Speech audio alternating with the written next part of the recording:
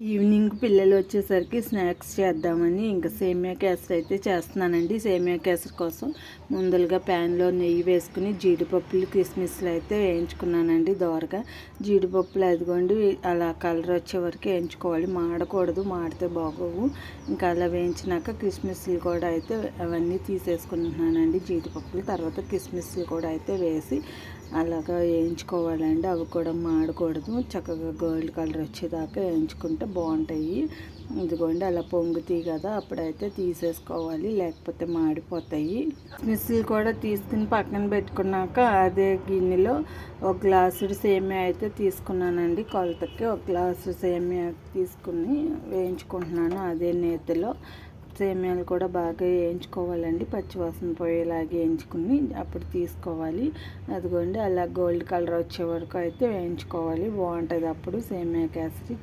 అదిగోండి వేయించి తీసి పక్కన పెట్టాను ఆ ప్లేట్లో.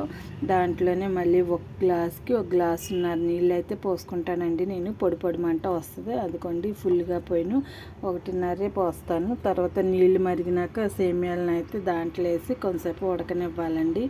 బాగా మెత్తగా ఉడికించుకోవాలి, లేకపోతే పంచదార వేసేసరికి బిరుసుగా అయిపోద్ది. అలా మూత పెట్టి ఒక 2 నిమిషాలు అయితే ఉడకనివ్వాలి. చేతితో పట్టుకుంటే మెత్తగా అయ్యినప్పుడు అప్పుడు మనం షుగర్ అయితే వేసుకోవాలండి. ఇదిగోండి మూత అయితే పెట్టాను, కొంతసేపటికి నీరంతా ఎగిరిపోయింది. అదిగోండి అలా అయిపోయింది.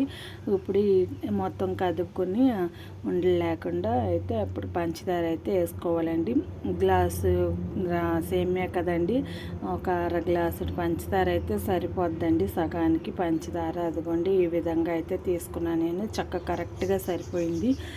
అదిగోండి పంచదార వేసి మొత్తం కలపాలండి. పంచదార మొత్తం సేమియాకి పట్టే మొత్తం కలుపుకుని ఒక 5 నిమిషాలు పొయ్యి మీద ఉంచాలండి. నెయ్యి అంతా పైకి తేలిద్ది. అంతకుముందు నేతిలో వేయించాం కదండి, అదిగోండి ఆ విధంగా పాకం కరిగి మొత్తం నెయ్యి పైకి తేలిన తర్వాత మనం ఇంకా వేయించి పెట్టుకున్న జీడిపప్పులు కిస్మిస్లు ఉన్నాయి కదండి, అవి అయితే ఇప్పుడు వేసేసుకోవాలి. జీడిపప్పు కిస్మిస్ వేసి అలాగే యాలక్కాయల పొడిని కూడా నూరి పెట్టుకుని అదిగోండి యాలక్కాయల పొడిని కూడా వేసుకున్నాను. అలాగే లాస్ట్లో కొద్దిగా నెయ్యి ఇంకా వేస్తే బాగుంటుందండి, ఫ్లేవర్ స్మెల్ వస్తుంది చక్కగా. మంచిగా ఫ్రెష్గా కాసిన నెయ్యి ఉంటే వేసుకున్నానండి. అదిగోండి ఇప్పుడైతే సేమియా కేసరి రెడీ అయిపోయింది. మొత్తం కలిపేసేసి ఇంకా సర్వ్ చేసుకోవాలండి ప్లేట్లోకి. ఇంకా మా పిల్లలకి పెడదామని చెప్పేసి నేను మా బాబు వచ్చేసరికి రెడీ చేశానండి. మా బాబు కాలేజ్ నుంచి 6కి వస్తాడు. ఇంకా వచ్చేసరికి అయితే చేస్తున్నాను. నా కేసరి చేయడం అయింది, ఇంకా బాబు వస్తున్నాడండి. అదిగోండి మొత్తం చాలా బాగుంది. నేను కలర్స్ అవి ఏమేనండి, ఫుడ్ కలర్స్ ఓన్లీ ఇలాగే చేస్తాను, చాలా బాగుంటుంది టేస్ట్. ఇంకా బాబు వస్తున్నాడు, వీడియో అయితే తీసానండి.